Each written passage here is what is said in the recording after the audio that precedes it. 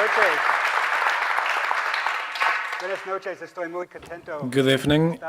I'm very happy to be here with you. My English is a bit of a disaster, Estoy muy contento. but I'm very happy to be in this very beautiful city of Madrid. It is an incredible city. Thank you, Tori, for doing this. I'm so thrilled. We just heard Cloud on My Tongue, which is from her new album, which is called Gold Dust. It's coming out October 1st in Europe and October 2nd in the US. And that song, okay, Corey, that song, you say it's hard to hide 100 girls in your hair. I think you have more girls in your hair than 100, because there's so many characters in your songs. It seems like every song you have an entire movie screenplay story sort of cooking behind a 5-minute, 10-minute song. I mean, and I know you call your songs The Girls. Yes, The Girls. So who's the girl in Cloud on My Tongue? Well, when she came, I was living in New Mexico, and we went to New Mexico in order to, I don't know, get away from Los Angeles. I think I wrote a lot of little earthquakes in Los Angeles behind the Methodist church there, where they had a sign that said, "Leave your weapons at the door." And people would stay there for the night, and then I would go back to the little cottage. I was working as a lounge piano player at the Marriott, and so a lot of that record was written, taking trips out of Los Angeles to the desert, but I felt as if I needed to do something after Little Earthquakes. So we went to New Mexico, into Taos, and the mountains are so expressive, and I would take a lot of walks, and Cloud on My Tongue just took me by the hand, and I think I was shown maybe a 4-bar phrase. Sometimes the girls only show you a little bit of their geometry, and they are sonic geometry. Sometimes you only get a portion of them, and as you surrender to them, they show a little bit more and a little bit more. Wow. And so did it come to you as a melody, or did it come to you as the phrase, or? It came to me, I think the circles came first. And sometimes words and music come together. They're joined, married, but then I have to really work very hard to hunt. You have to hunt for it. Hunting for frequency, hunting for the story. And you have to unzip your skin.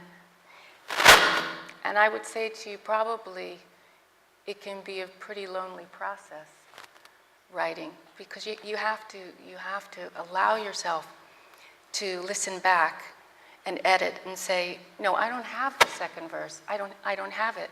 I've completely lost who she is.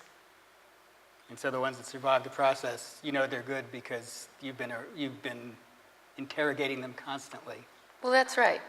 I think as I've become a wife and a mother, the musician has to take herself off. It's not a democracy, and you cannot be, as a mother, I'd say to you, a good quality is not to be overly critical. And my mother wasn't overly critical. She was accepting, encouraging. She didn't think everything I did was great, but she wouldn't shame me if I didn't play something well. She would encourage me and challenge me, but it was supportive. As a musician composer, you have to be critical. You have to, and you have to put it under a microscope. And sometimes that's in, just taping it and listening back. Mm-hmm. Speaking of listening back, I mean, you've chosen your old songs to re-record them with an orchestra. You have a lot of songs, to put it mildly. I mean, was it a difficult process deciding what belonged on this album? It was a 2-stage process because I was only invited to play one show. That's it. The Metropole had called. I knew I needed to do something different. It's something you know as an artist inside. You just know. And you don't necessarily know what it is, but it was at the end of the Abnormally Attracted to Sin tour in 2009, and the Solstice record was coming out. And inside, I thought to myself, I don't know where I'm going as an artist, but I need to expose myself to something else. And so I put it out to the universe, and within a few months, I mean, meaning literally put it out to the universe, you know, on a beach. Wouldn't it be really, I'm open. I'd love to play with an orchestra before I die. And so the call came a few months later from the Metropole to do one show. And then Deutsche Grammophon, the German musicologist, tracked me down. I was playing shows in Europe in the summer and said, would you like to do variations on classical themes for Deutsche Grammophon? So that was Night of the Hunters. That was Night of Hunters, that's right. Well, you did study classical music before they kicked you out. Yes. I mean, you were in the conservatory from when you were 5 to when you were 10 or 11? 11, yeah. And then they said, you're not for us? No, yeah, they said that. They said some other things too.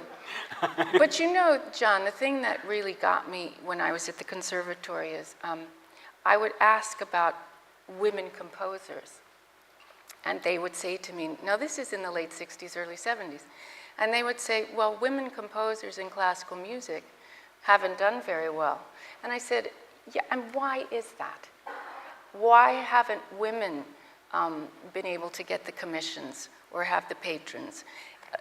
Unlike, say, the Bronte sisters and Jane Austen and George Sand. And they said to me, well, they insinuated that women cannot be good sonic architects. And I kind of looked at them and I said, you know what, that's not right. I think women can be great, but haven't necessarily been given the opportunity. And at the time, someone like